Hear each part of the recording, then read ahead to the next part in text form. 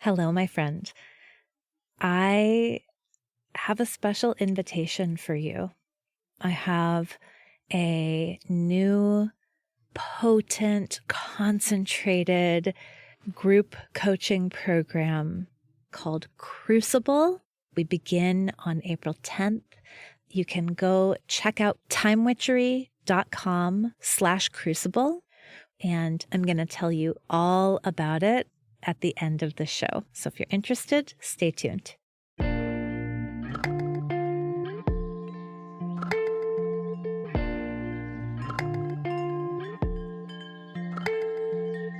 Welcome to Mind Witchery. I'm your host, Natalie Miller, and I'm so glad you're here. Hello, my love.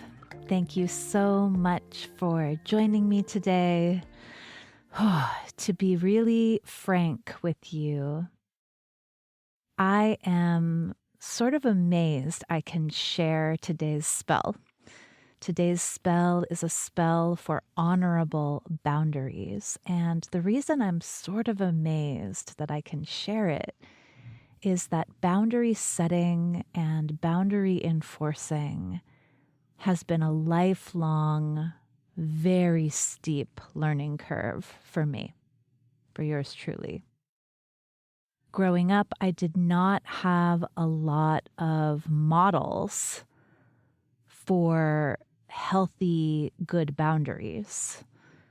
My mom is an incredibly generous caregiver, and my father was a surgeon. And so I saw, for example, in work life, my parents didn't really have boundaries when it came to work. If someone needed to be seen at the hospital, my dad would get up and go. And my mom, with her big, generous heart, would always jump in to take more responsibilities and offer more help without a lot of explicit regard for her own needs. So explicit boundaries were not something that I saw a lot of growing up. Also, and I bet you might resonate with this, boundaries for my sort of being in the 21st century are not particularly encouraged, right? And in fact, I'll say that boundaries for women are culturally discouraged. Okay? We are, as Emily and Amelia Nagoski say, we are human givers, and anyone who is kind of categorized as a human giver rather than a human being, a human giver, is expected always to put other people's needs, other people's feelings above their own. We are expected to have an open door policy when it comes to other people. And finally, just me as a person, I love to be generous and flowy and free in my life. You can call it my Piscean nature. I'm a Pisces rising, Pisces moon. You can look at all of my planets in Libra. You can just look at Natalie from the very beginning. I've always loved to feel very free to flow and to give and to engage really fully. So for all of those reasons, boundaries have been tough for me personally. And I wonder if you might even just take a moment to reflect on, like what are the models for boundaries that I have seen? And given my position in our society, am I expected always to accommodate others? And so Factoring in, of course, any other disenfranchisement that you experience. So if you are disabled, you are expected even more to accommodate others. If you are a person of color, if you are a person of the working class, you are expected to accommodate and privilege other people's needs over your own. I'm not telling you anything you don't know, of course, but I do want to remind you because this really does factor in when it comes to how difficult it can be to create boundaries. And then finally, how do you like to be in your life? What are your tendencies? Are you, like me, very flexible with time? Are you a person who really loves to be generous? If you are, then boundaries may feel extra challenging or even like not native to you. Huh? Okay. So here are some signs that you need better boundaries, and boy, do I know these. Okay. So in any given relationship, and when I'm talking about a relationship, it might be between you and another person. It also might be between you and an entity, right? It might be between you and the apartment complex that you live in. It might be between you and the job that you have. Okay? So early signs that you might need a more honorable boundary set is that you feel uncomfortable. There's discomfort. There's perhaps a little bit of irritation or a little bit of I like sometimes to use a sound in lieu of a word when it comes to feelings, because sometimes language doesn't quite express the sentiment. So it's like that, right? And you can kind of hear there's a closing in my throat to make that sound. There's a drawing in and a holding of the breath. So if I'm feeling that way in a relationship with someone or something, chances are it's time for a more honorable boundary. And if I don't create an honorable boundary, this is what happens. That turns into burnout or resentment or anxiety. That little seed of discomfort grows and it becomes much bigger and it becomes much more of a whole situation. So good to catch those things early. And good to catch them early because likely when we are not yet anxious and burned out, we actually have more power.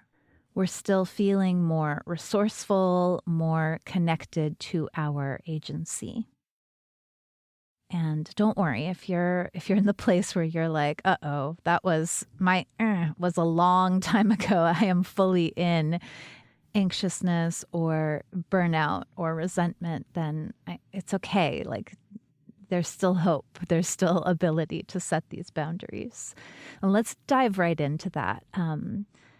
So what is it that makes a boundary honorable? That makes a boundary honorable. And the first thing for me is that it is honest. That is, the boundary is not minimal. It's not crafted to be socially acceptable.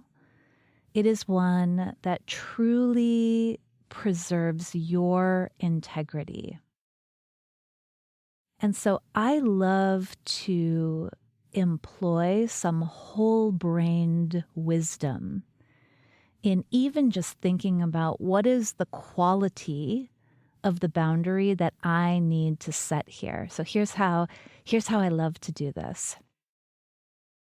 I just discovered this actually a couple days ago. This right here is the inspiration for this whole episode because I loved this technique. I loved this approach so much. Okay.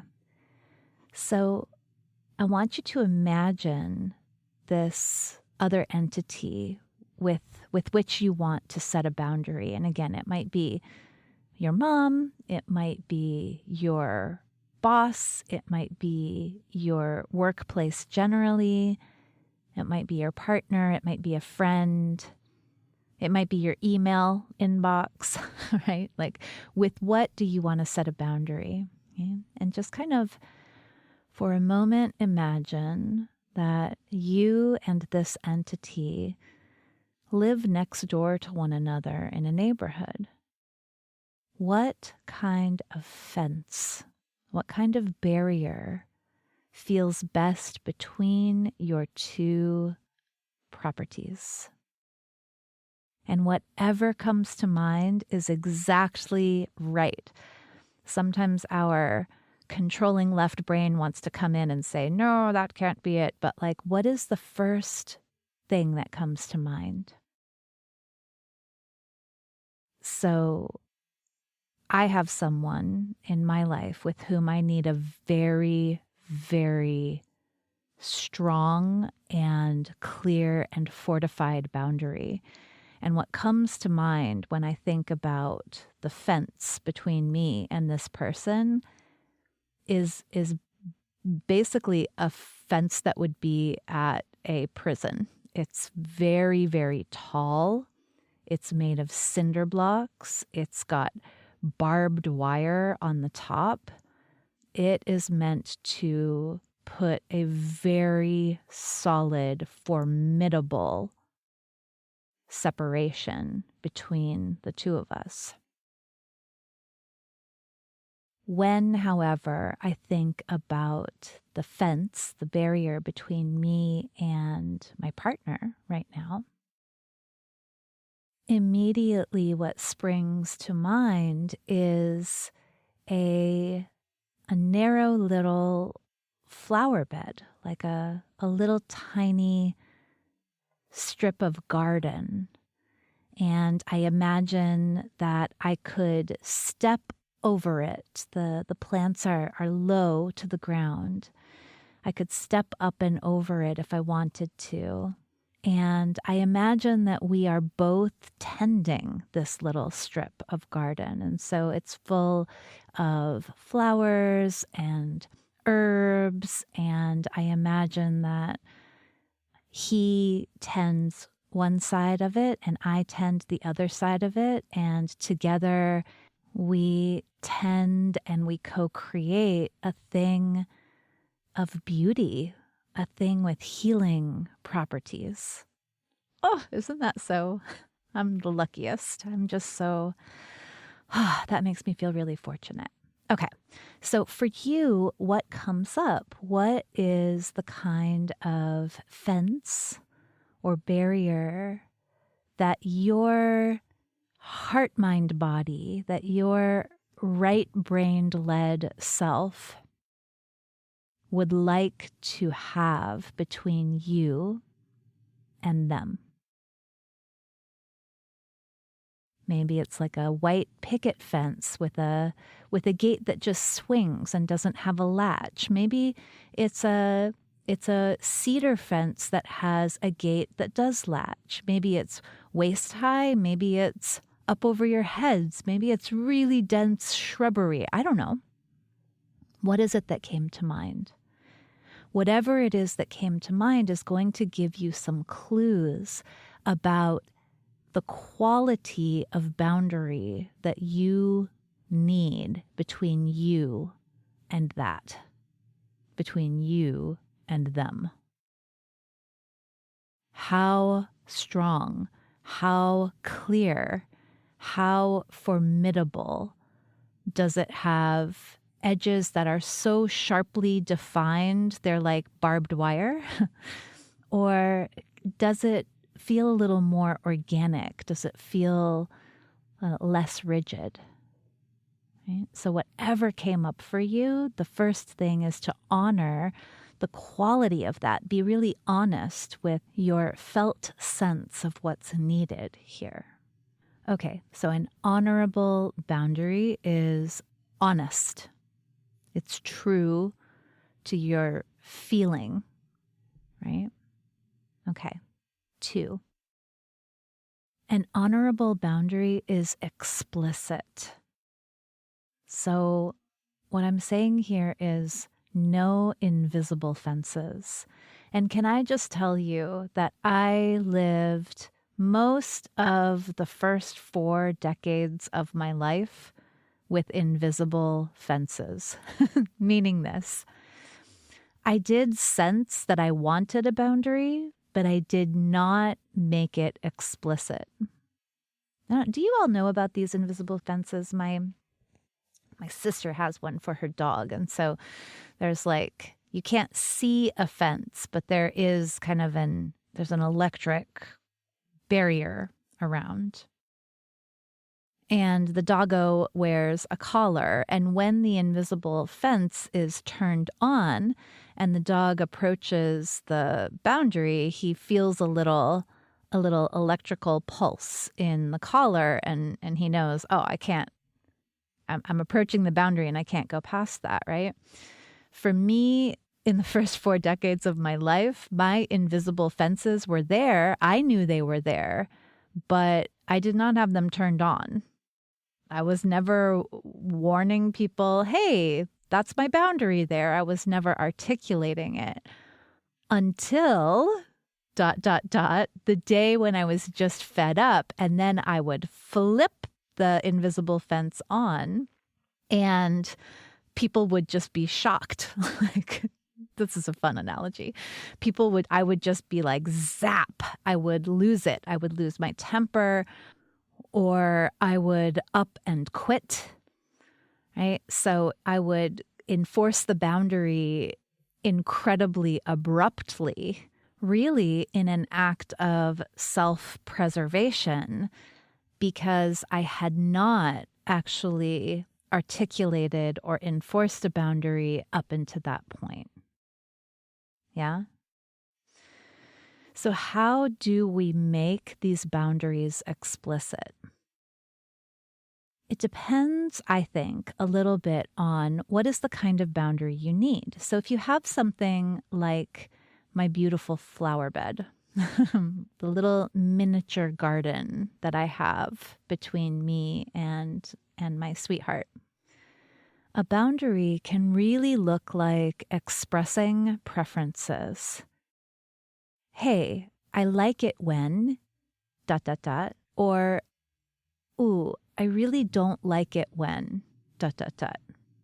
Right? So saying it out loud, saying, this doesn't work for me, or this does work for me. These are my preferences.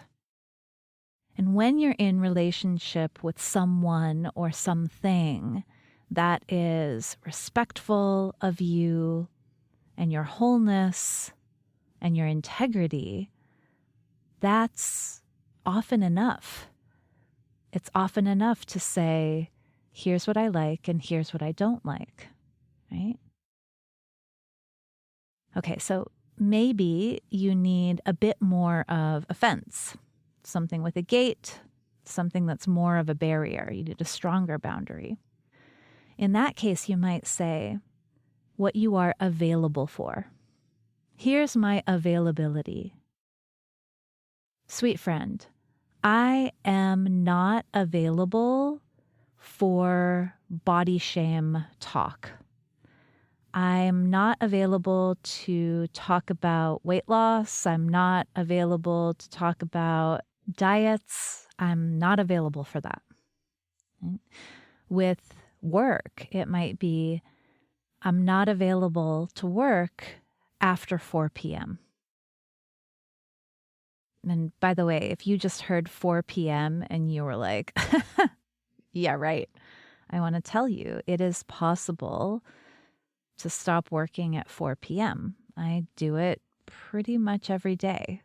And that's what I mean. Remember, I said, our culture is set up in a way that does not encourage boundaries from different sorts of people or in different sorts of situations. And so if you're like, I could never say I'm unavailable after 4 p.m., that is exactly how the man likes it, right? Okay, so again, if you need that stronger fence, declaring your availability. This is what I am available for, and this is what I am not available for. Okay, so let's say you also have a situation like I have where the boundary has to be very explicit and formidable and strong. No, no picket fences in this particular relationship. There's a formula for boundaries in this situation, and it goes like this. If you do this thing, then I will do this thing, right? So this might be something like, if you bring up the topic of X on the phone, I will hang up. Right? So maybe you've tried to say, hey, I'm not available for like body shame talk. I'm cultivating a different relationship with my own body, and I'm not available to talk about diets and fat shaming and that sort of thing. And then your friend brings it up. Time for a stronger boundary, time for a latch on the gate, time for you to say, hey, if you bring this up, I'm just going to say goodbye and hang up. I love you, but I'm not available for that. And the boundary gets stronger. If you do this thing, then I will do this thing. This might look like, if you arrive at my house, I will call the police. Okay, so the common thread that I'm hoping you might notice in all of these making boundaries explicit is they are full of I statements. I'm not telling someone else what they can do or cannot do. I do not have power over on the other side of the fence. I don't have agency there.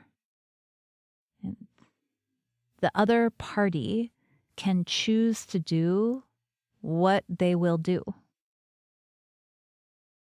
I am making my own choices on my side. I'm saying this is what I like and this is what I don't like. This is what I'm available for and this is what I'm not available for. And hey, if you do this thing, then I will do that thing, right? So notice I'm not saying do not bring up X on the phone. I'm saying, if you bring up X, then I will hang up, right? So I'm owning my part in this. It occurs to me that there are certainly sometimes situations in which, for example, in a workplace situation, I don't feel safe or comfortable saying what I am and am not available for. And I mean, this is why we collectively organize, right?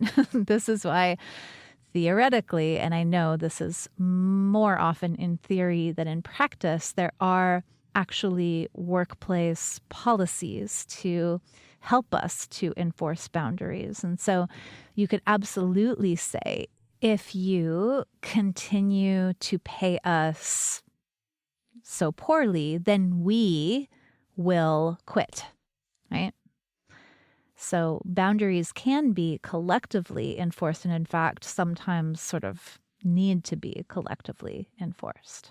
Okay, I just wanted to make that little footnote because, as you know, I like to try my best to be very real about some of the structural oppressions and the imbalanced power dynamics that we collectively face Like, yes, your mind is a magic wand, and also we live on planet Earth, right?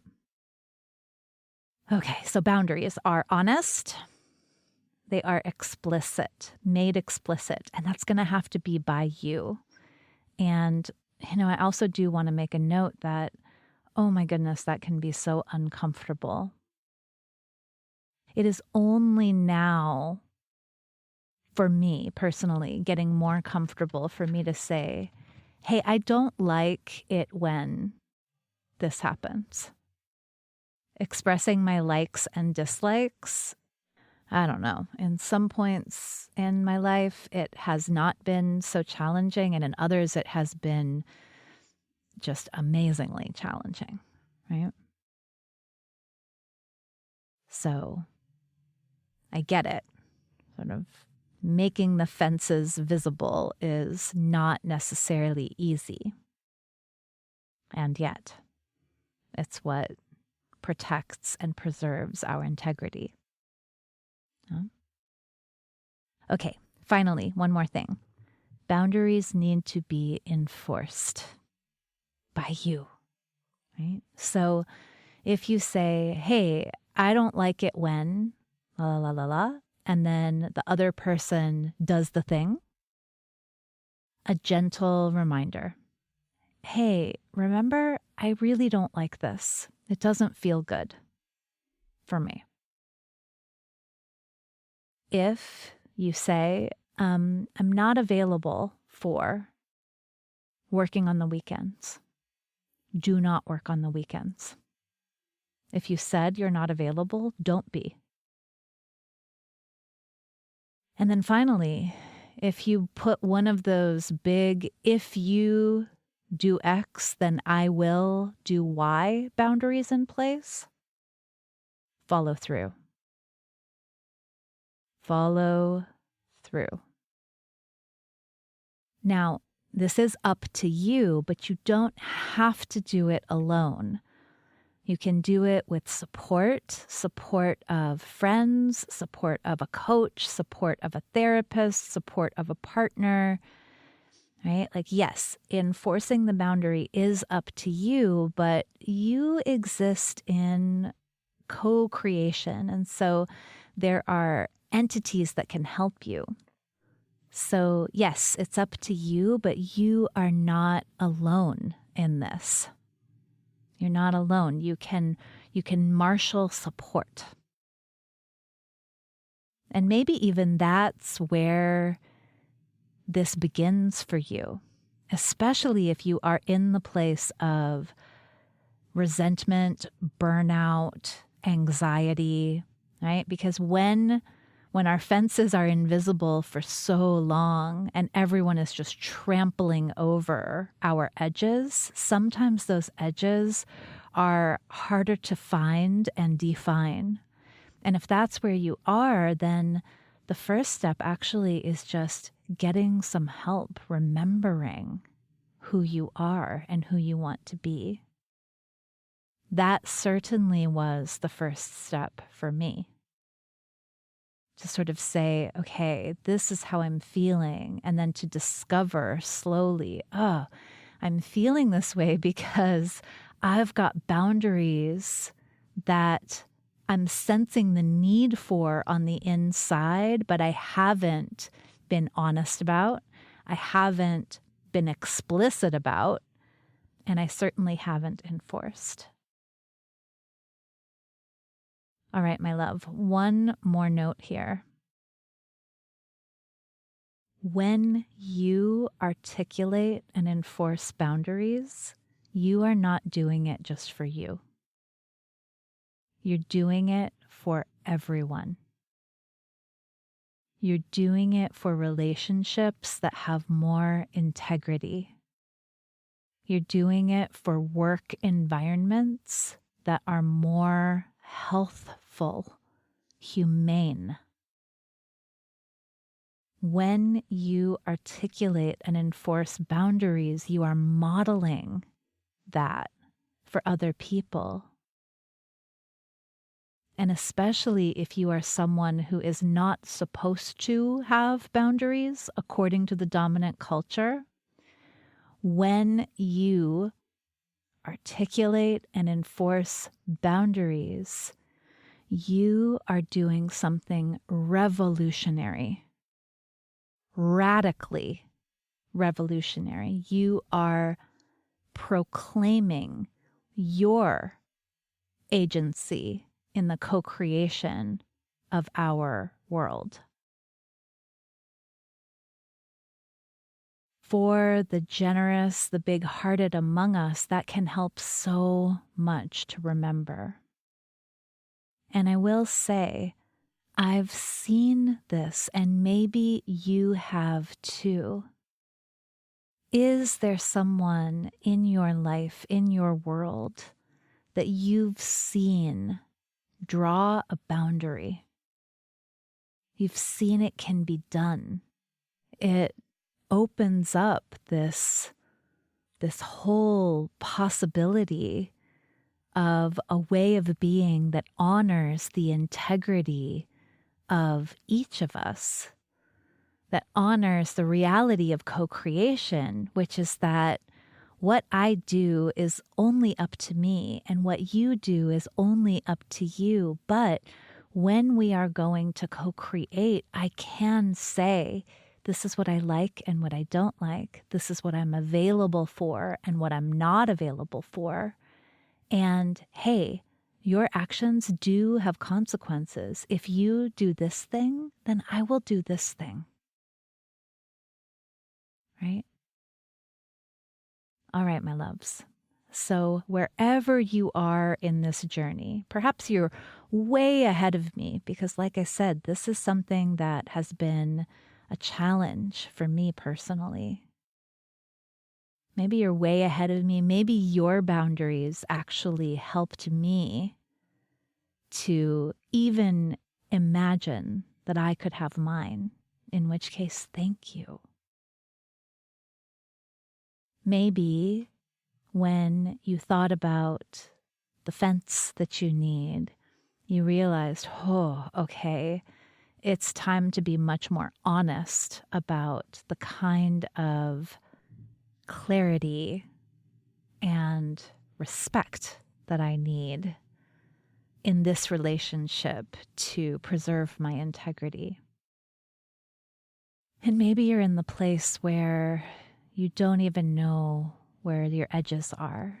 Wherever you are in this, I hope that this episode and this idea of honorable boundaries puts you on the path to owning and inhabiting your integrity, your wholeness in a deeper, sustainable, healthful, for all of us kind of way. Thank you so much for listening. Bye for now.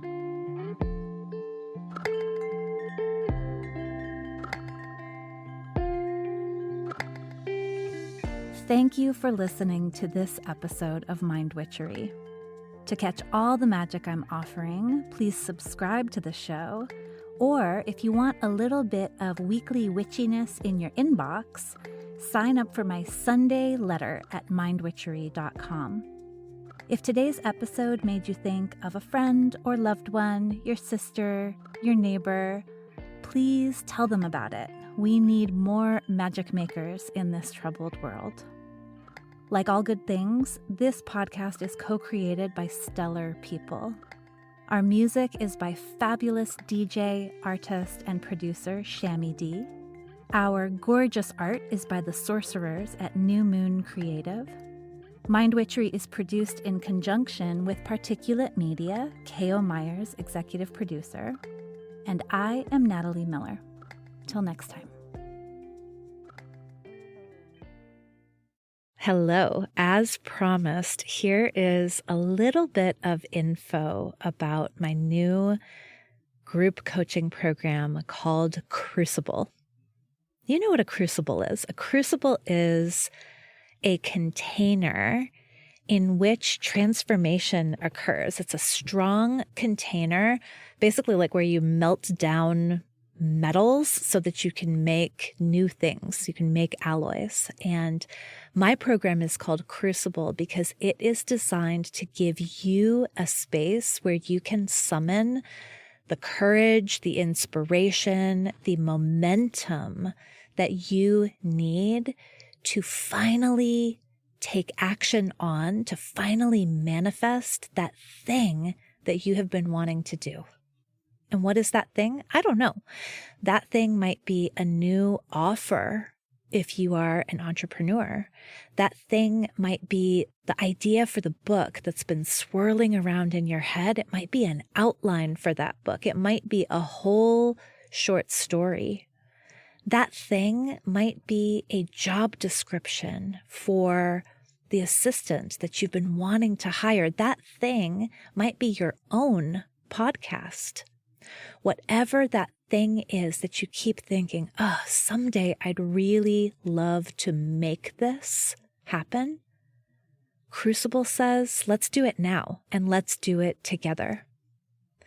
So Crucible offers 7 weeks of group coaching. Crucible offers insight into how it is exactly that I take an idea and make it real. Right? Now, this is not about me kind of imposing my method onto you, but it is about sparking your own creativity and insisting on a self-honoring way of creating. Yeah? Crucible is about community with other people who are also making it happen. And I cannot even begin to put into words how valuable that is. How much of a difference it makes to be surrounded by other people who are expanding and growing into what's next. Crucible is in large measure about helping you to claim the time and energy that you need to create what's next. And so we'll use my anti-planner, Time Witchery, to do that. We will use co-working sessions that are hosted by Flow Club. I'm very excited about that part in particular. So Crucible is not assuming that you have the willpower and courage and time and energy to make this thing happen. In fact, Crucible says, let's give you a place to generate that, to generate all that you need in order to manifest what it is that you want next. So you are invited. You can go check out Crucible at timewitchery.com/crucible. We begin on April 10th. We go through April and most of May, and then we get to take off for the summer having finally taken action on that thing that you've been toying with, flirting with, wondering about, dreaming about for so long. So again, more details at timewitchery.com/crucible. I super hope you will meet me inside.